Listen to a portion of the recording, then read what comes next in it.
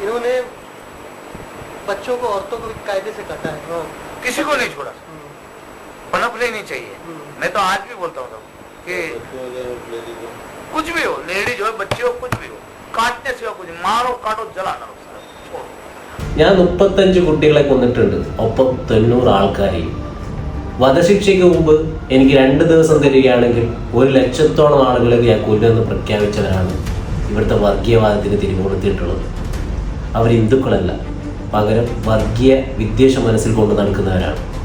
ഇന്ത്യയിൽ ആര് വർഗീയ വിദ്വേഷം നടത്തുകയാണെങ്കിലും അതിനെതിരെ ശബ്ദിക്കേണ്ടത് നാം ഓരോരുത്തരുടെയും ഉത്തരവാദിത്വം തന്നെയാണ്. ജനാധിപത്യ രാജ്യത്തിൽ ആവിഷ്കരണ സ്വാതന്ത്ര്യവും അഭിപ്രായ സ്വാതന്ത്ര്യവും ഒക്കെയുള്ള ഒരു കാലഘട്ടത്തിൽ ഒരു സിനിമയെ ആയി കാണാതെ അതിൻ്റെ ചരിത്രത്തിനെ വളച്ചൊടിക്കുന്ന രീതിയിലേക്ക് കൊണ്ടുപോകുമ്പോഴാണ് ഈ വിഷയങ്ങളൊക്കെ വരിക. വർഗീയവാദത്തിന് ആര് തന്നെ തിരികൊളുത്തിയാലും അതിനെതിരെ ശബ്ദിക്കേണ്ടത് നാം തന്നെയാണ്. ആ വർഗീയവാദത്തിൻ്റെ ചരിത്രത്തെ വളച്ചൊടിക്കുന്നത് തെറ്റായ പ്രവണത തന്നെയാണ്. എമ്പുരാൻ എന്ന സിനിമയിലെ സീനുകൾ കട്ട് ചെയ്തുകൊണ്ട് ഇവിടുത്തെ ചരിത്രമല്ലാതെ ആവുന്നില്ല. ഇത് ഇവിടുത്തെ വർഗീയ വിദ്വേഷമല്ലാതെ ആവുന്നില്ല.